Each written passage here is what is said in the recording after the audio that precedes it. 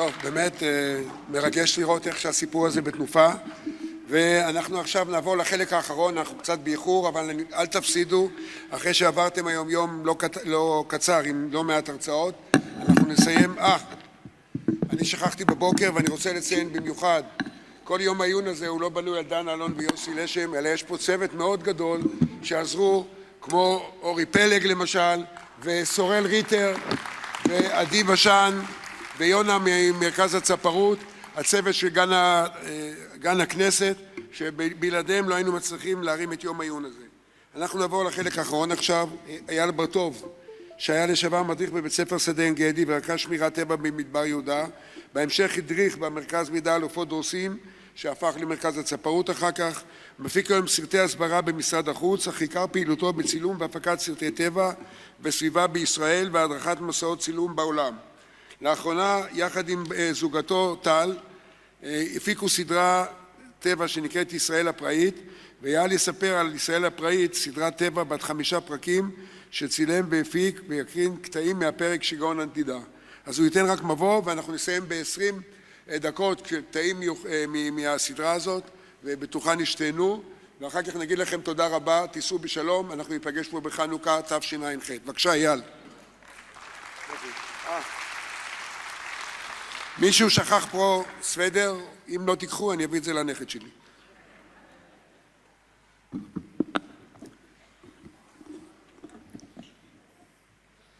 שלום לכולם. כמה מילים על הסדרה הזאת.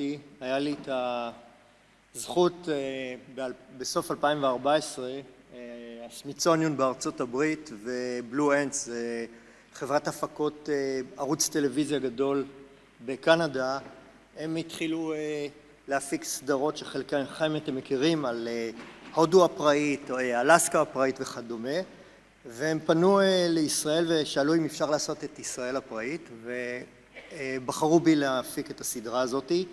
כשסיפרתי על זה אצלנו, אצל חברים וזה, כולם צחקו, ישראל הפראית, מה כבר תראה 5 שעות, זה נראה בכלל בלתי אפשרי, ואני נרתמתי למשימה הלא פשוטה הזאת, ואז לאחר זמן מאוד קצר הגיע מוקש מאוד גדול.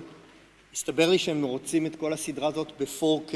מי שלא יודע מה זה 4K זה פעמיים HD, זה בעצם קולנוע ולא טלוויזיה, ולי לא היו צילומים כאלה, לאף אחד בארץ לא היו צילומים כאלה, ונשלחה אליי מצלמה מארצות הברית של 4K, ואת כל מה שעשיתי 30 שנה פחות או יותר במשך חיי, הייתי צריך לעשות הכל כמעט מההתחלה ולצלם את הכל.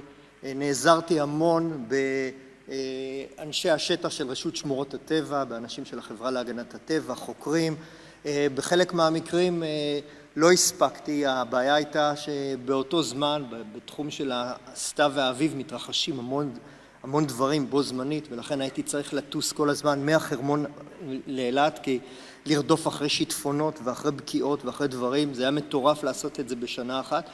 בדיעבד הסתבר לי שבארצות הברית חשבו שזה צוות של 10 איש עושים את זה, אבל הצלחתי בעזרת חברים בארץ, גם עזרו לי גם בצילומים, יורם שפירר, יובל דקס, ארנון דנטנר, הוסיפו לי קטעים קצרים ואחרים שהיו חסרים לי כדי להשלים את הסדרה, ואני מקווה שהסדרה הזאת קודם כל תראה את היופי המדהים שיש בארץ הזאת.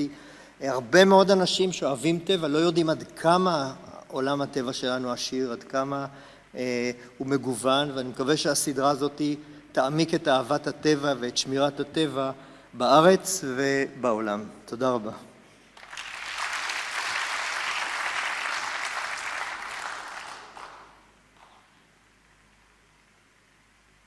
You way up high, on the wings of millions of birds.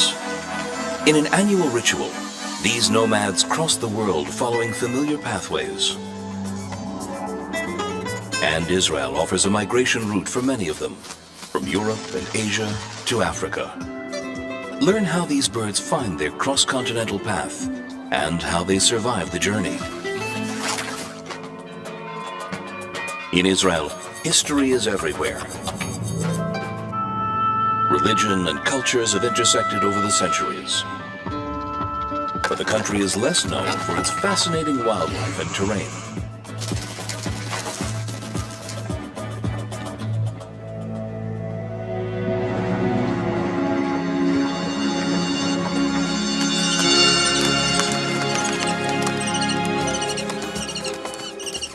explore in Israel most people never see.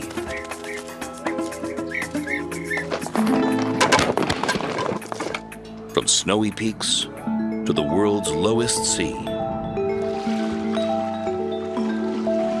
From Mediterranean beaches to lush waterfalls. And from green mountains to ancient desert landscapes. In these landscapes, an amazing natural phenomenon takes place. One of the greatest bird migrations in the world.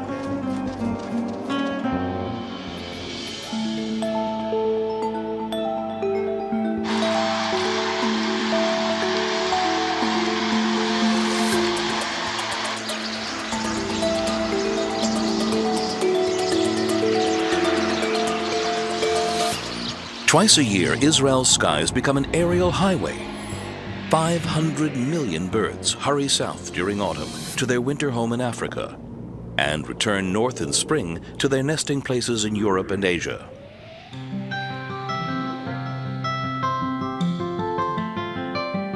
They pass over in large flocks or individually. Some stop to rest and eat before continuing on their journey.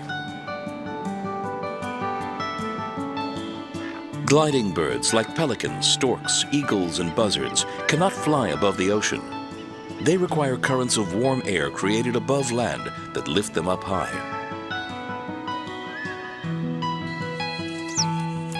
Small birds like songbirds need places to rest and gather food along the way.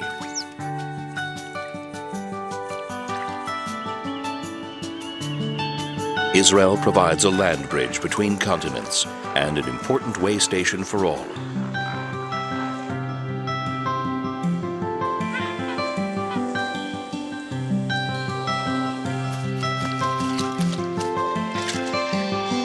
There's almost nowhere else on Earth where such a stunning spectacle takes place.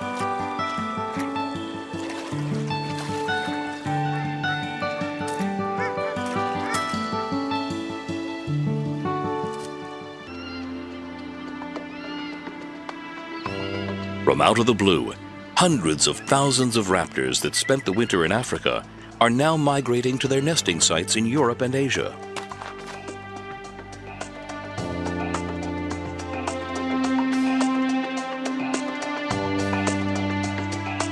There, the lengthening days and abundance of food will ensure successful rearing of their young. The raptors migrate during daylight hours, elevated by the warm air currents rising from the ground. These currents allow them to glide for great distances without flapping their wings or wasting energy.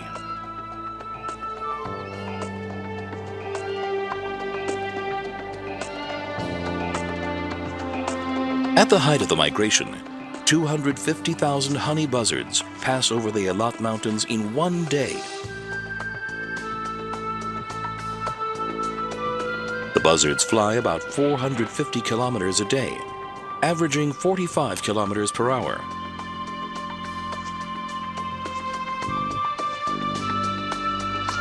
Studies on the migration mystery show that these daytime migrators navigate using the Earth's magnetic field, position of the sun, and the topography beneath them.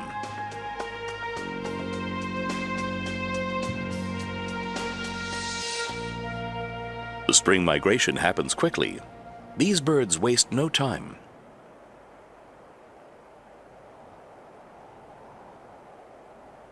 Among the passing raptors are also large flocks of black and white storks. Their journey covers 4,000 kilometers. In the evening, they all land to rest on the mountain slopes. In the morning, they will continue their journey. Birds that migrated all night land here in the early morning hours, exhausted after crossing the Sahara Desert. Most of the small songbirds completed the distance using the stars to navigate their way. Flying at night allows them to escape the scorching sun and shields them from the eyes of their predators. The spring awakening has brought birds here from all around the world and from those who reside permanently in Israel as well. During the day, the migrators rest, drink, and eat in the open landscapes before the last part of their journey. The water holes are still full of winter rain, and there is enough water for everyone.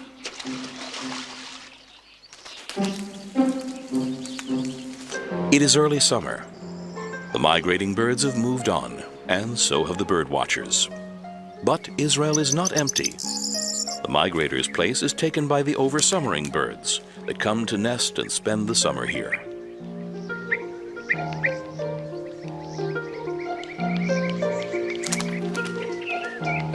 Nature is at its height now, and all the birds, both local and those oversummering, are busy nesting, brooding, and rearing their chicks. The bulbul's chicks beg for food among the palm branches. Syrian woodpeckers feed their chicks in a crevice in the tree.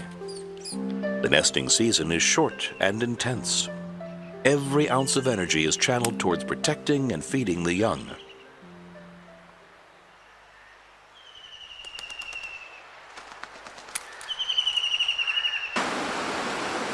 Once an impressive, powerful flow, much of the Jordan River's water is now being diverted to irrigate the surrounding fields. In the shallows of one of its tributaries, where temperatures hit 40 degrees Celsius, a small colony of black-winged stilts build their nests.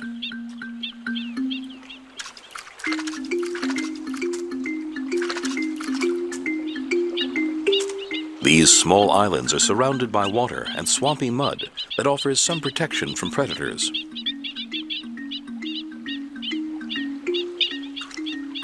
The chicks play in the shallow water, and just a few days old are already foraging on their own.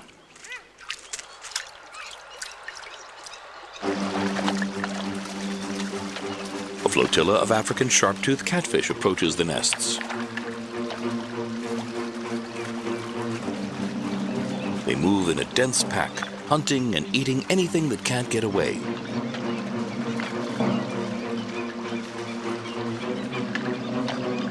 Big and hungry, the catfish try to reach the chicks.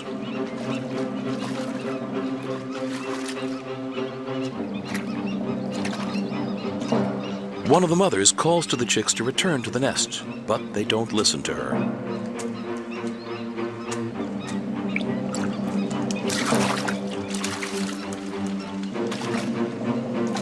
Another mother stands as a shield between the catfish and the chicks.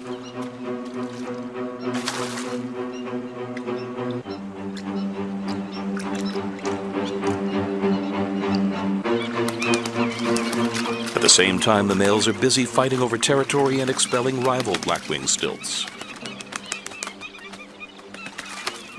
The battle goes on, and the mothers are forced to deal with the catfish alone. After long, tense minutes, the catfish move away and continue downstream. Finally, calm is restored. Summer crops have been harvested, and all the fields were plowed.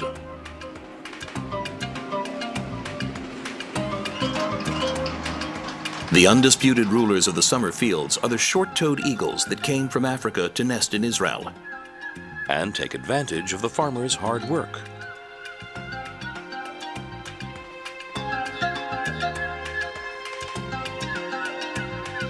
Plowing exposes an abundance of reptiles and rodents.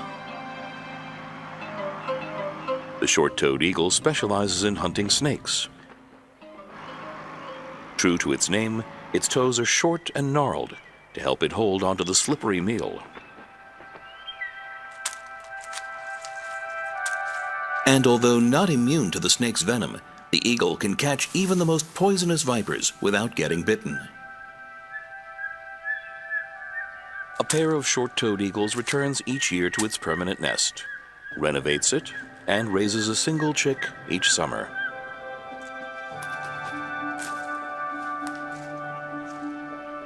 The mother and the hungry chick wait impatiently for the father to return with fresh prey.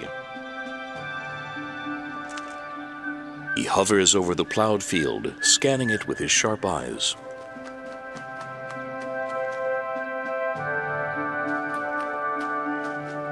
But only when the female sets out to help him do they succeed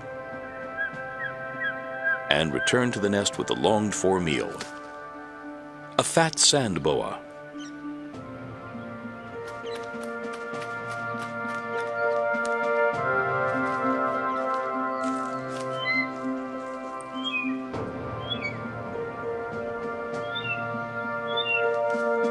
During its first days, the chick eats only small pieces of prey, but later it will swallow snakes whole.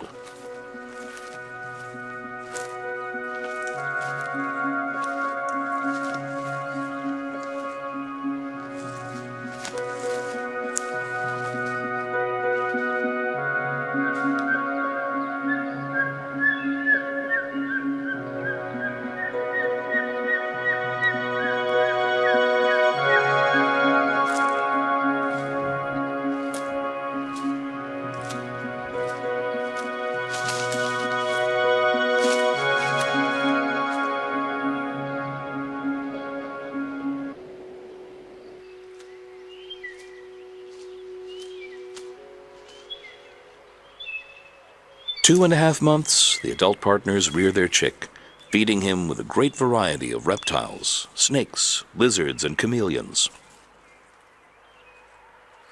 With such plentiful food, it grows rapidly, and its white down is replaced by dark plumage.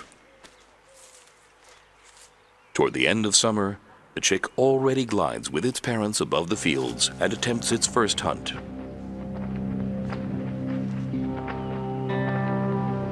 There's never a dull moment.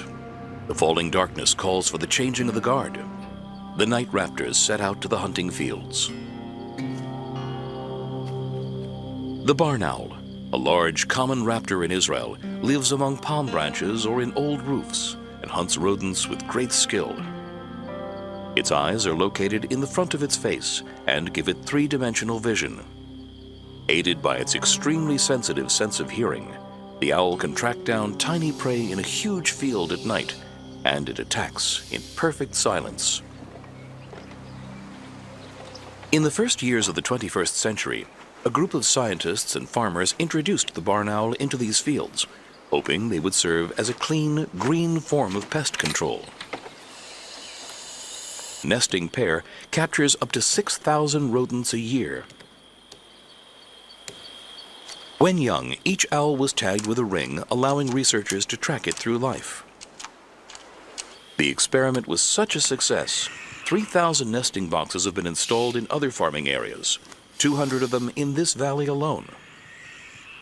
Some valleys now have the densest population of barn owls in the world. About 230 pairs per 100 square kilometers, about 5 times higher than the U.S. In late summer, all the chicks leave the nest. A new season begins.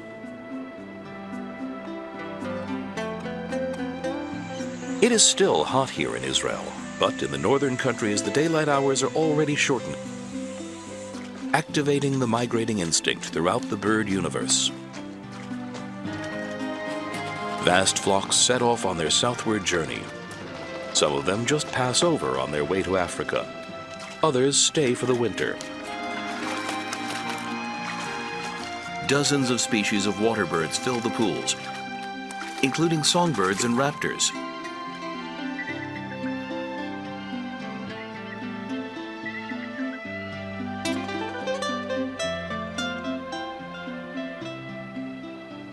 Red-footed falcons, beautiful, fast raptors, fly slowly over Israel and are in no hurry. The comfortable climate and the abundance of insects in the harvested fields keeps them here for about 2 weeks.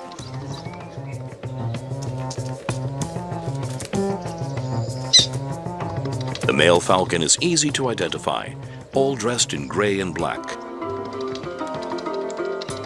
And the female has a brownish head and chest. The young one in his first year of life is a mix of both.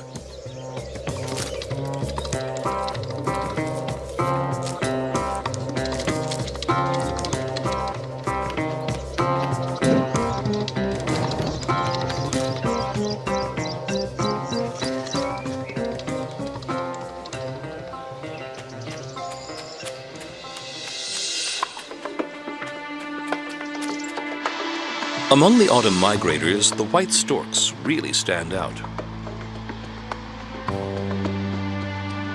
About 500,000 of them pass over in massive flocks, and a large number of them stop to rest and to refuel in the fields of Israel's north.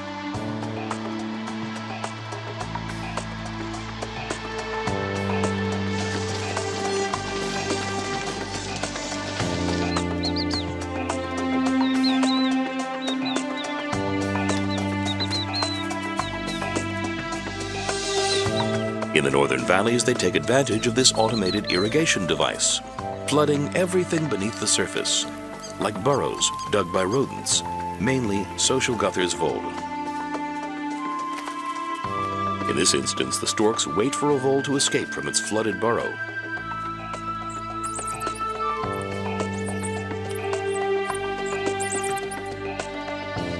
After 2 days eating and rest in the field, they continue southward.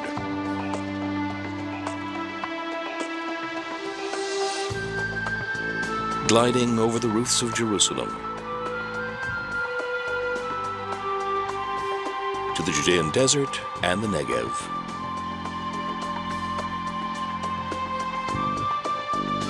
The autumn clouds come with them.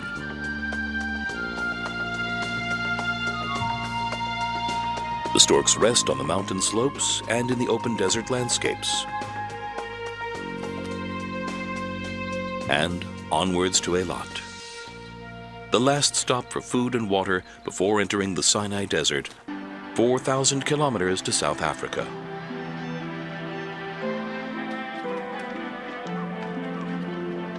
For all these migrating birds, Israel is the last refueling station before crossing the arid Sahara Desert.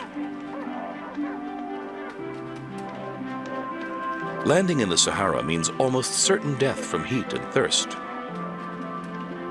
While they stop to rest and feed here, all these birds are protected by state law from being hunted. And that's not the case in other countries along their flight path.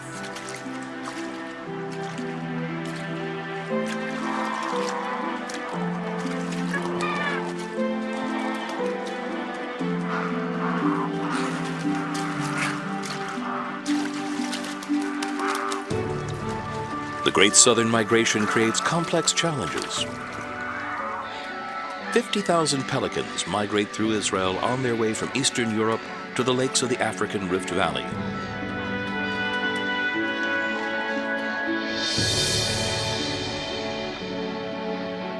In the past, they landed in swamps and lakes.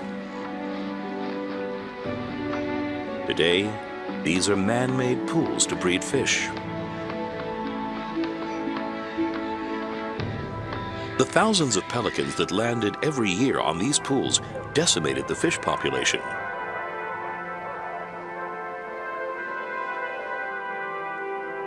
This caused local farmers significant economic damage.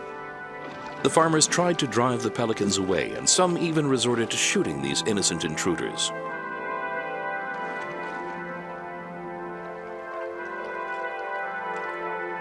But the migrating pelicans needed to rest and eat before they continued on their journey. They kept landing again and again in the pools.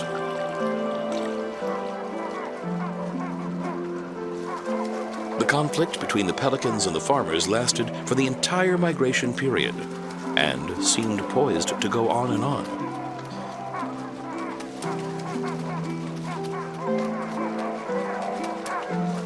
And then, several years ago, the Nature and Parks Authority came up with an idea.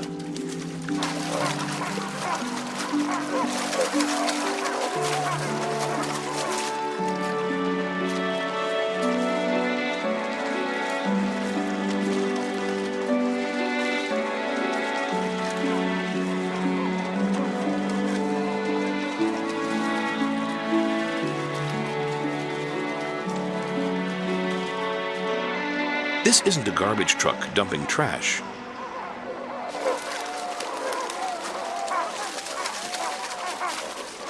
It's tons and tons of fish. And it's all for the pelicans.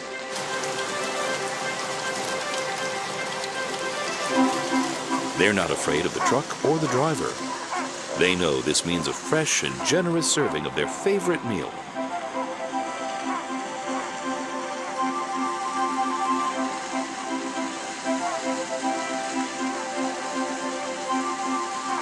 This delivery is repeated for a few weeks and helps shorten the pelican's stay in Israel and safeguards the farmer's supply of fish.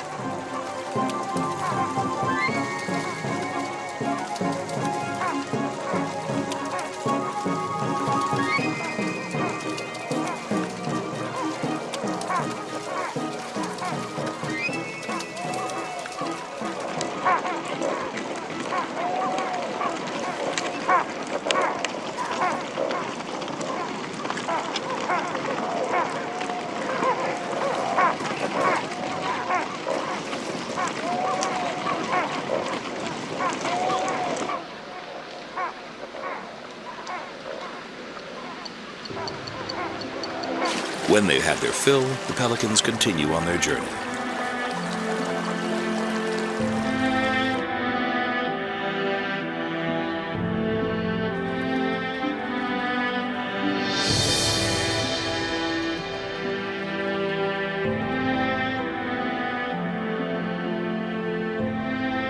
One of the main routes for the migrating birds follows the cliffs of the Great Rift Valley.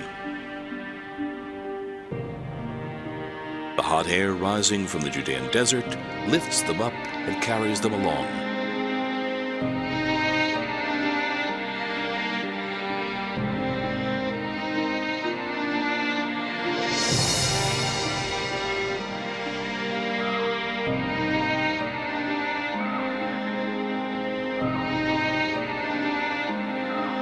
Every carcass down below becomes a welcome stopover.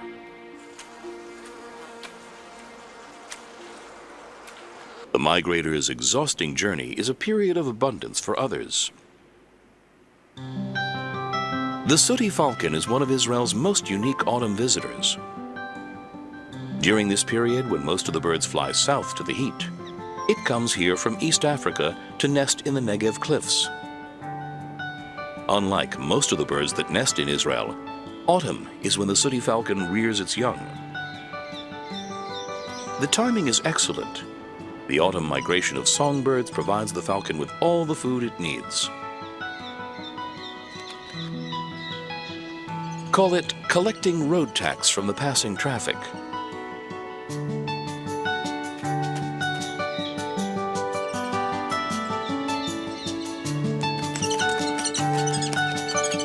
The male brings the food to the female, and she gently feeds her chicks in the nest.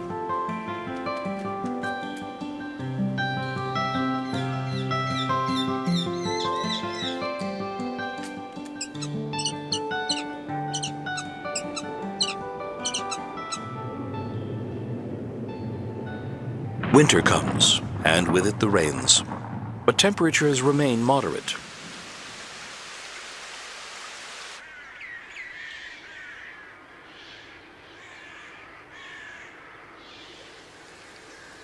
Large flocks of birds that arrived in autumn enjoy a pleasant, comfortable home. They do not continue to Africa, but stay until spring. They are the overwintering birds.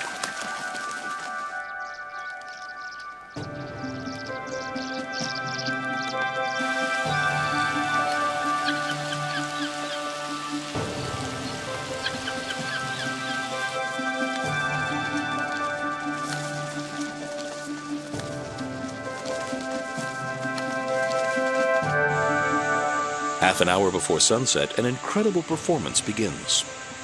Huge flocks swirl around in the sunset sky, changing direction and shape in perfect acrobatic unison. These are starlings. Hundreds of thousands of them gather each day in the thicket of nests along the Negev rivers, a safe sleeping arrangement.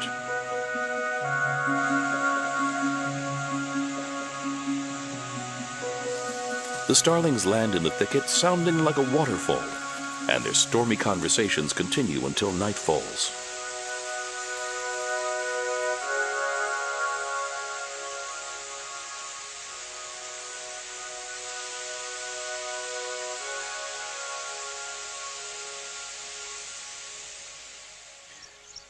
Winter here is not harsh.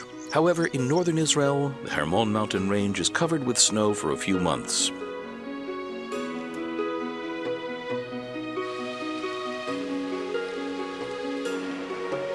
The rainwater and runoff from the melting snow gather in the rivers of the Golan Heights and the Galilee.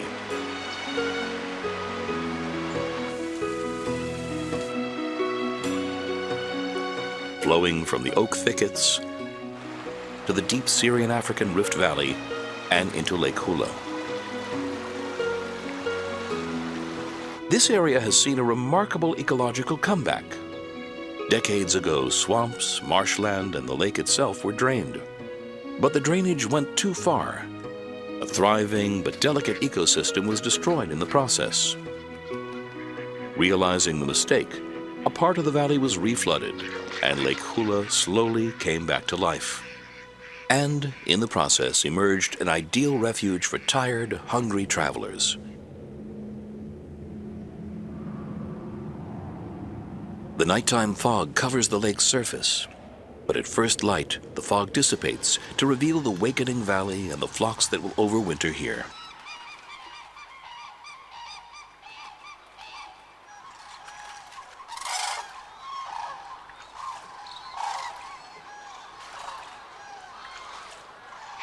"100,000 common cranes have completed their nesting season in Europe and Asia and will migrate through Israel. About 40,000 of them stay behind through the winter. These cranes migrate and overwinter as families, 2 parents and 1 young. The young do not yet have the red hat, characteristic of the adults.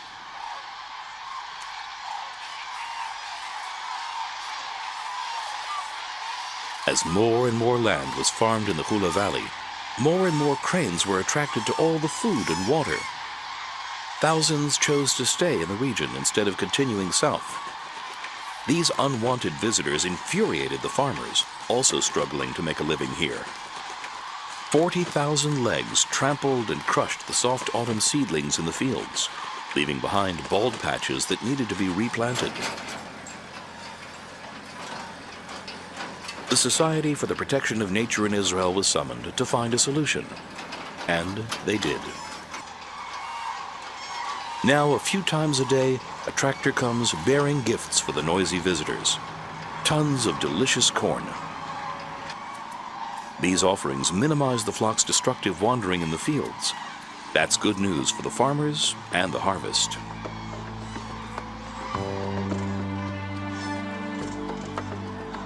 Thanks to these generous servings, the Hula Lake became an attractive gourmet restaurant for the cranes and an international tourist attraction.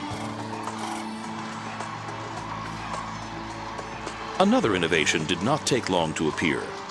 A tractor coupled to a trailer, hauling bird watchers, all greeted by the cranes with almost complete indifference.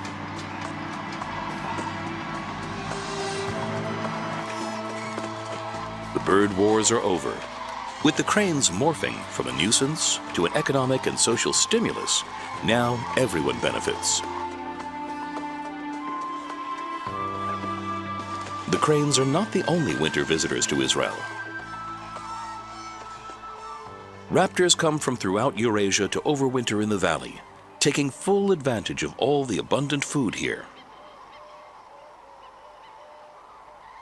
Different species of eagle, buzzard, and harrier hunt rodents and also feed on the water birds, gambling that a winter stay here would be safer than the long trip to Africa.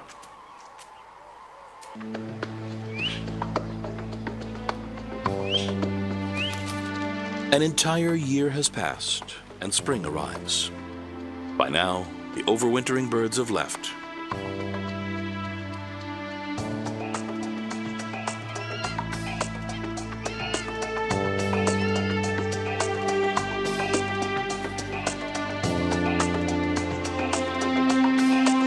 From the south, storks pass over Israel's skies again, on their way north to their nesting sites.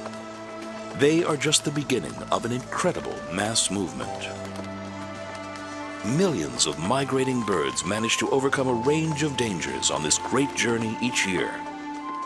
Spring brings another flock of visitors. Bird watchers from around the world, here to bear witness to the incredible odyssey and celebrate the triumph of life over death.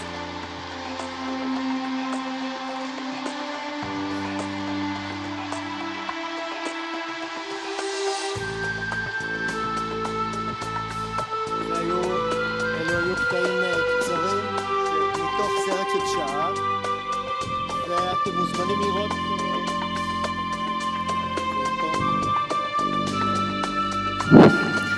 אתם מוזמנים לראות את כל הסדרה. פשוט לכתוב ישראל הפראית באינטרנט, ויש כיום את כל הסדרה ברשת עם תרגום. תודה רבה. תודה רבה לאייל ברטוב ולטל ברטוב, הם עשו את זה ביחד. תודה רבה לכם על הסבלנות, תיסעו בזהירות, וניפגש פה בחנוכה הבאה. חג חנוכה שמח.